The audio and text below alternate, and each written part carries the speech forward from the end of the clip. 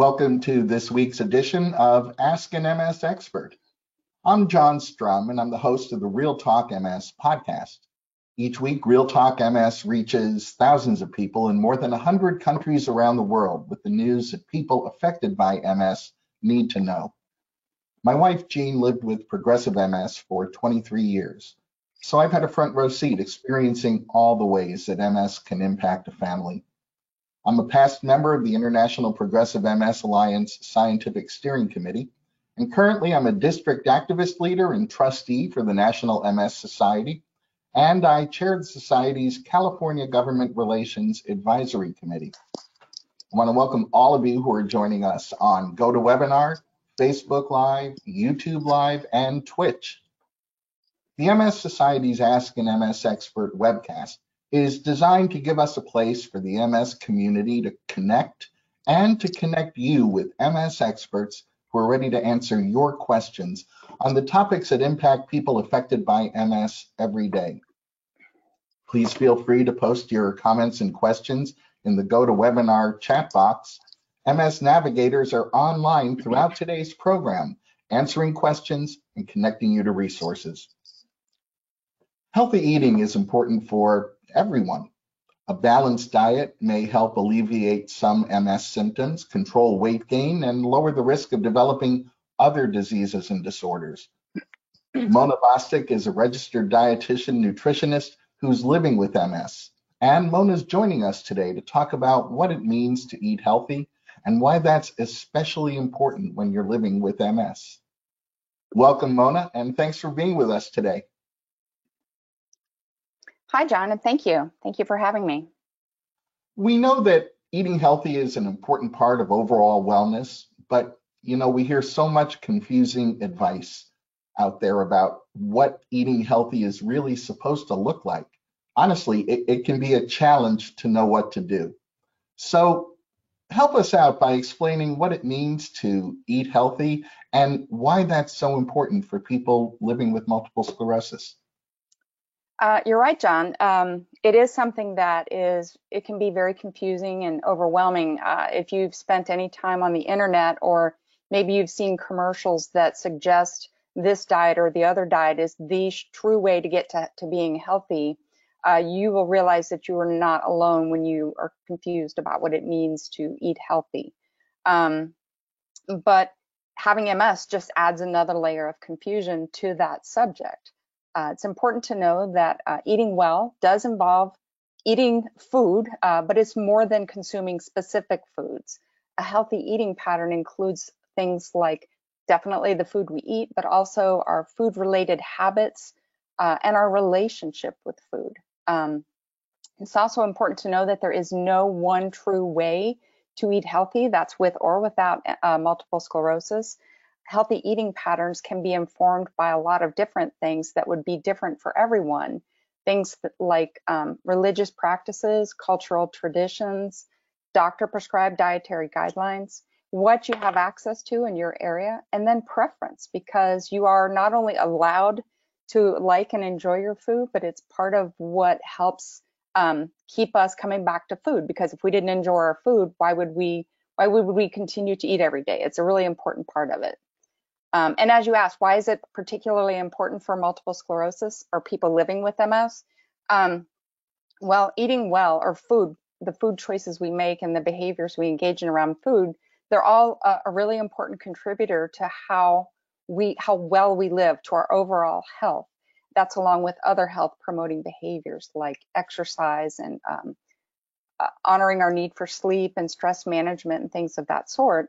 But those health promoting behaviors become especially important for people with MS because health status, sometimes referred to as health related quality of life, it's a really important indicator for how well we live with MS.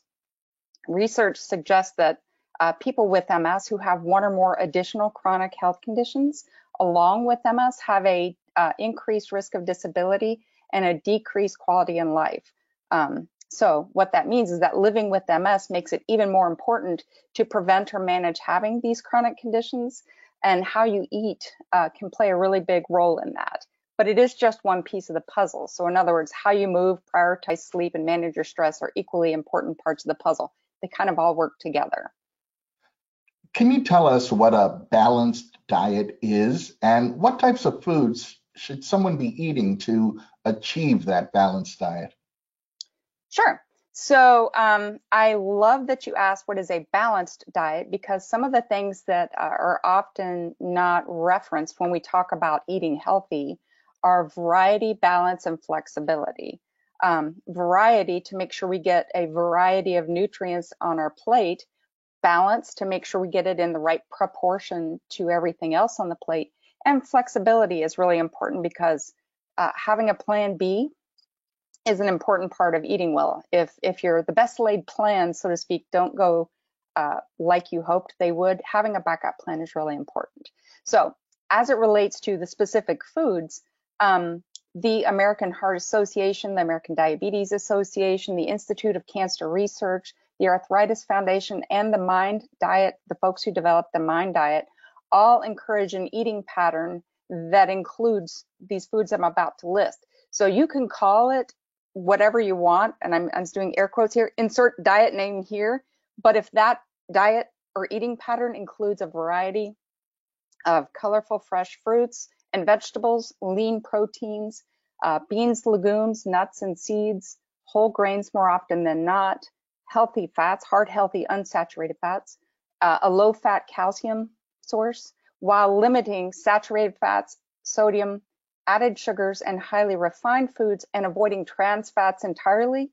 If your eating pattern includes those foods or is built around that logic, it'll serve your body very well. That's with or without multiple sclerosis. I hope that answers your question. Certainly did. You know, we've heard from Sabrina, and Sabrina wants to know about the specific impact different foods might have on her MS.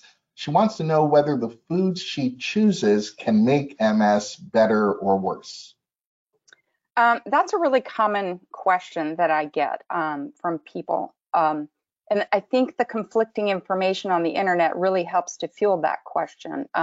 The short answer to your question is no. But in other words, no. What you eat or don't eat is not going to make your MS worse. But the longer, more nuanced answer to that question is that there's no evidence at the moment to suggest that what you eat has a direct impact on your MS disease course. The health behaviors that we engage in consistently, as in the things we do every day, including the foods that we eat, collectively kind of contribute to our overall health and in an indirect way impact how well we live with MS, meaning that health-related quality of life that I was speaking of a minute ago. So in that sense, the foods that you eat can have an indirect impact on how well you live with MS, but not it's not going to make your MS better or worse, at least not that we know of right now. I think it's hard to have any conversation about diet or nutrition without sooner or later getting into the impact of social media. If you spend any time on social media, you see that there are so many diets that claim to be a treatment or even a cure for the signs and symptoms of MS. Now, the evidence of that effectiveness is very limited. I know that there is a lot of research that's focused on the association between diet and MS, but what we often hear in the news and what we see on social media can really be confusing. So I think I've already heard you answer this once, but it probably bears repeating. Is there a best diet for people who are living with MS? In a word, no. There's no nutrition intervention that has been shown to impact the disease course. An eating pattern by any name, here's that air quote again, built around the foods that I mentioned a few minutes ago, along with that really important balance, flexibility, and variety, will not directly impact your MS disease course, but will both physically and emotionally nourish you in a way that will help your body operate optimally.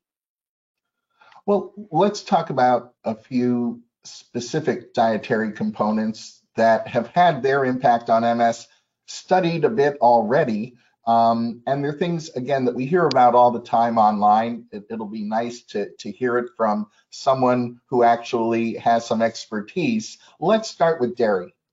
A lot of people limit dairy because they don't tolerate lactose very well.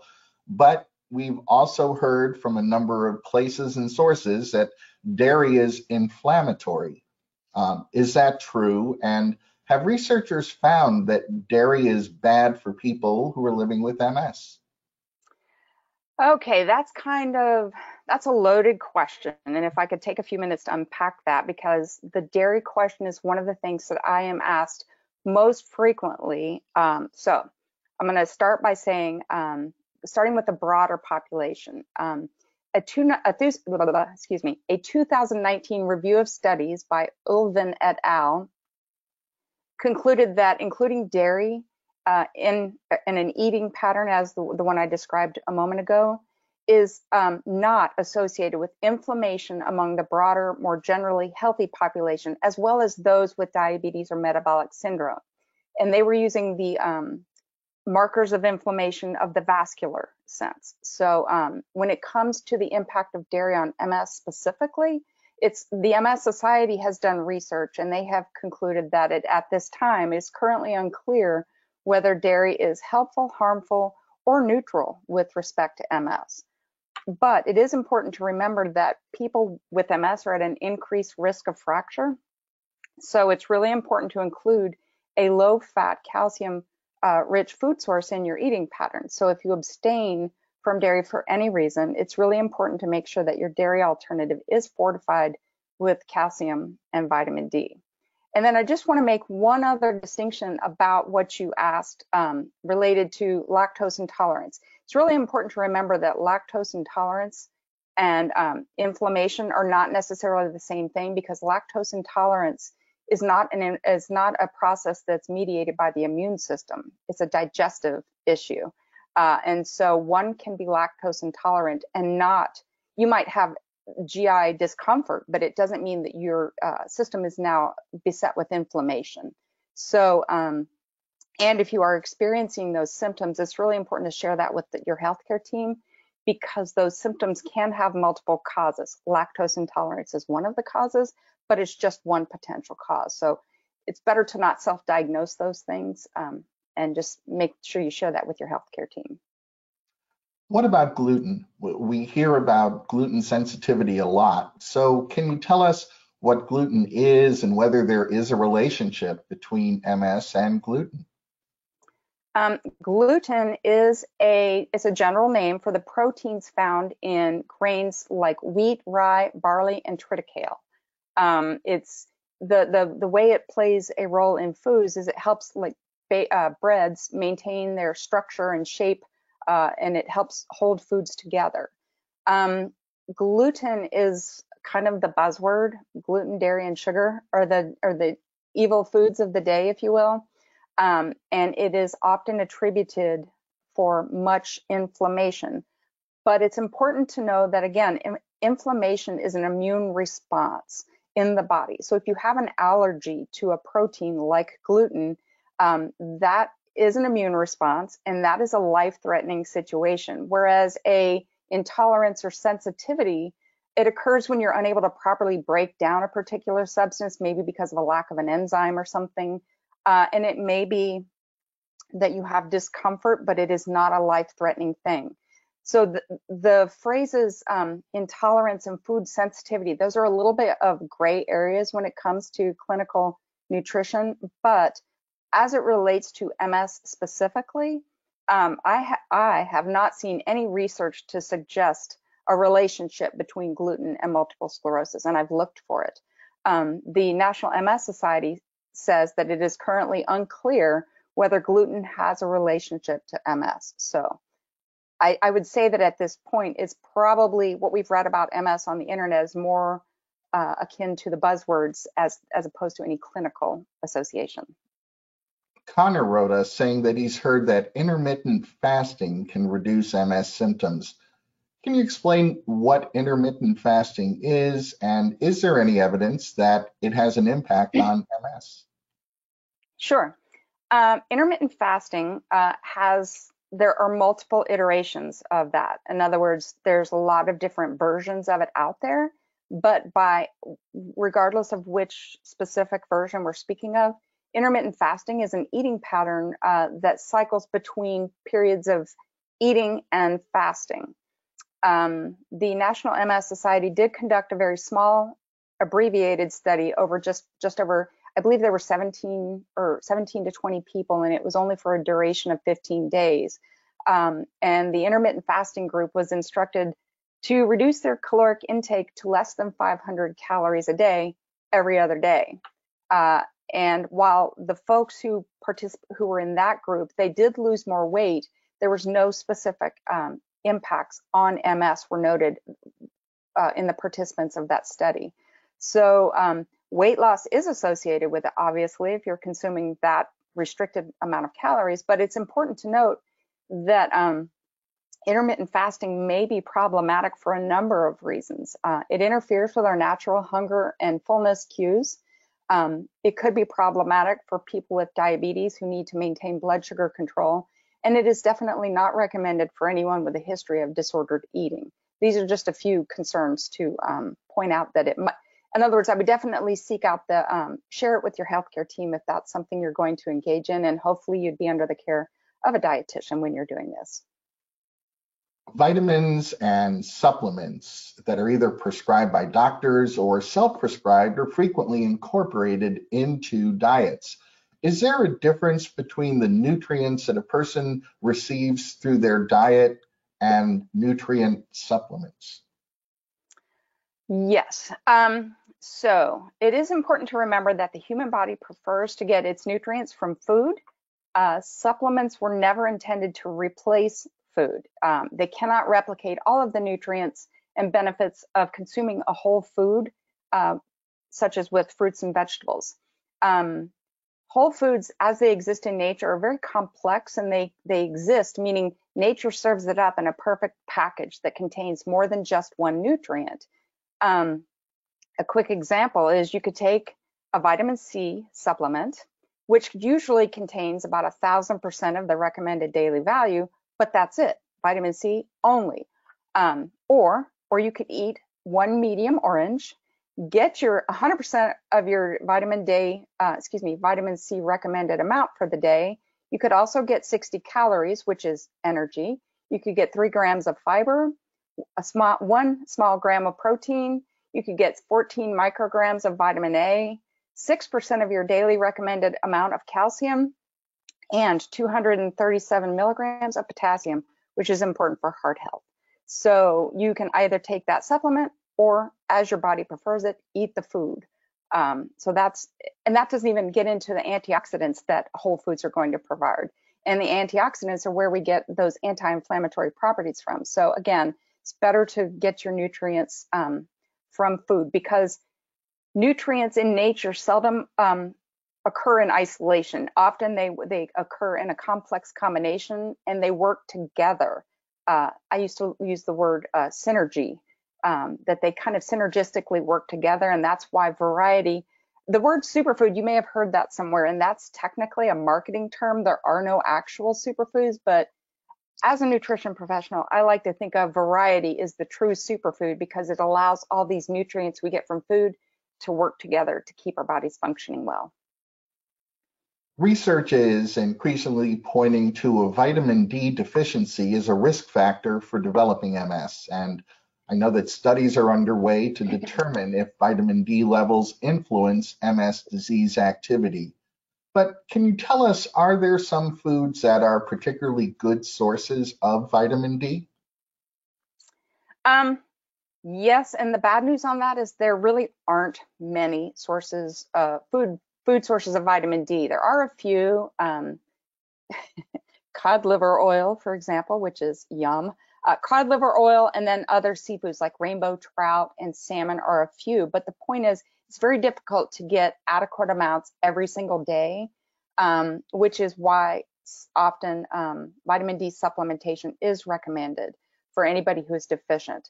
And while it is important to correct that deficiency, it's also really important to remember that if we have 10 people, all who are vitamin D deficient, everyone's going to absorb vitamin D at a different rate. So there is no one dose that works for everyone. It's your physician should be monitoring your blood levels of vitamin D and help you to determine what your individual vitamin D dose should be. This is one of those vitamins where more is not better. So fat-soluble vitamins, more is not better. You want what it takes to correct the deficiency and not anymore. We know that healthy eating plays an important role in our overall wellness, but we also know that it's a habit that can be difficult to sustain. Challenges, including fatigue, time, money, and emotional wellness, can all make it tough to stick to a healthy eating plan. And now we're heading into the holiday season when many of us will find ourselves at parties and family gatherings that usually have lots of really delicious foods that may not align that well with our healthy diet. Can you share some tips as we approach the holidays? When is it okay to enjoy indulging in that slice of cheesecake or pumpkin pie? And how do we do that without feeling guilty? Yes. So is it acceptable, possible? Is it advisable? Is it a good idea to enjoy the apple pie, the cheesecake, the wonderful foods that grandma and your neighbors have prepared? I say unequivocally yes. That is something that is recommended. And I say that as a nutrition professional. Eating, enjoying our food is, as I said, it's vital for health. I'm not really sure when or why or how food became associated with morality and guilt. I know we have guidelines and we want to make sure we're feeding our body well, but it's important to remember that food is so much more. It is fuel, but it's so much more than fuel. It's tradition, it's celebration, it's memories that are built around the table, enjoying a meal with family. And here's something else that's really important to remember. There are 365 days in a year, during which if you eat 3 meals a day, you have over 1,000 opportunities to consume food every year. And what you eat consistently is going to be way more impactful to your health than what you eat on occasion. So when Christmas or Hanukkah or birthdays or 4th of July cookout roll around, absolutely enjoy those foods. However, I have had some friends who say that if I want to make sure there's something specific that aligns with, as you said, my guidelines, you can prepare it and add that to the celebration table. So you can have a little bit of both, but there should never be guilt around food, I don't think.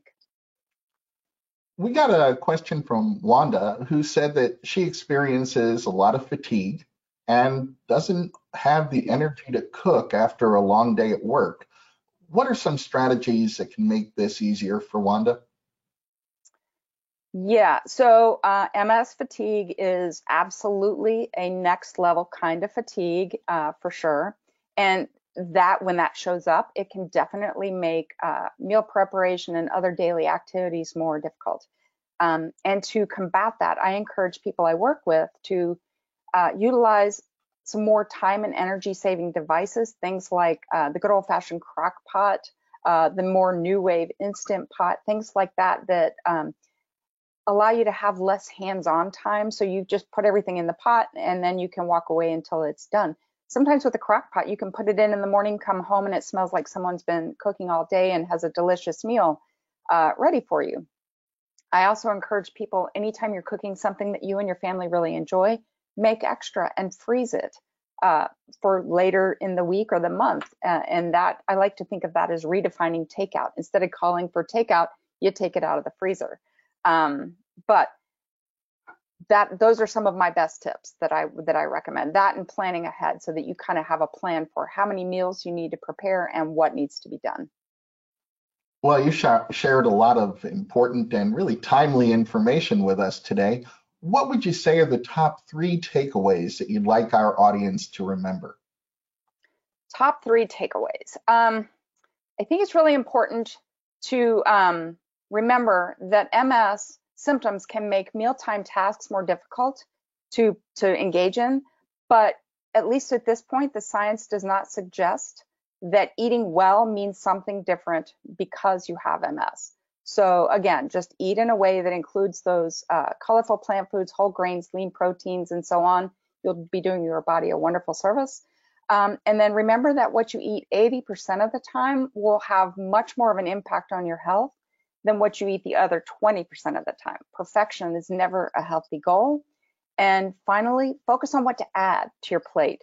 Usually colorful plant foods, whole grains, but also balance, variety, and flexibility are going to be more important than focusing on what to restrict or avoid. Those are my 3 takeaways. Well, I want to thank everyone who submitted questions today, and thank you for being with us today, Mona. Absolutely. Thank you for having me. I think that one of the best things that anyone can do for themselves, especially during these uncertain times, is to make sure that the information they're getting is credible and reliable. So we'd like to share some resources with you, and these are resources that you can count on to be current and credible. First, before we get to those though, I want you to know that the National MS Society is partnering with I Conquer MS on a survey of people with MS focused on food as medicine. Your input is important. So I hope you'll choose to be an active participant in MS research by visiting the I Conquer MS website at iconquerms.org and investing a few minutes in completing this online survey. And now I'll remind you that the National MS Society's MS Navigator team is your best partner when it comes to connecting you to the very best information and resources on living with MS. You can reach an MS Navigator by phone, email, or through the Society's website by chat. For information and resources on MS, please visit the Society's website. You'll find research updates and news, information on connection programs like self-help groups and MS Friends, ways to get involved, and you'll hear about upcoming events that are taking place near you. And please remember, you can connect with the National MS Society and others affected by MS on Facebook, Instagram, Twitter, YouTube, and LinkedIn. And I hope you'll join me every week on the Real Talk MS podcast, where I continue the conversation that we start here. You'll find the Real Talk MS podcast at realtalkms.com, Apple Podcasts, Google Podcasts, Spotify, Amazon Music, or wherever you find your favorite podcasts. Well, I'd like to thank Mona Bostick for joining us today.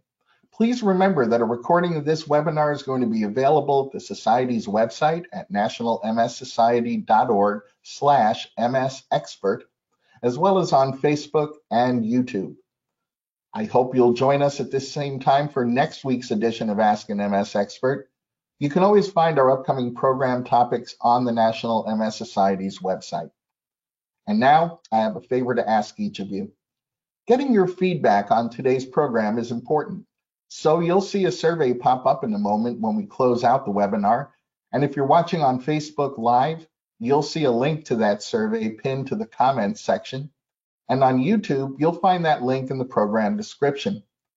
Completing the survey makes a real difference. The information you provide helps us continuously improve, and it helps shape future programs.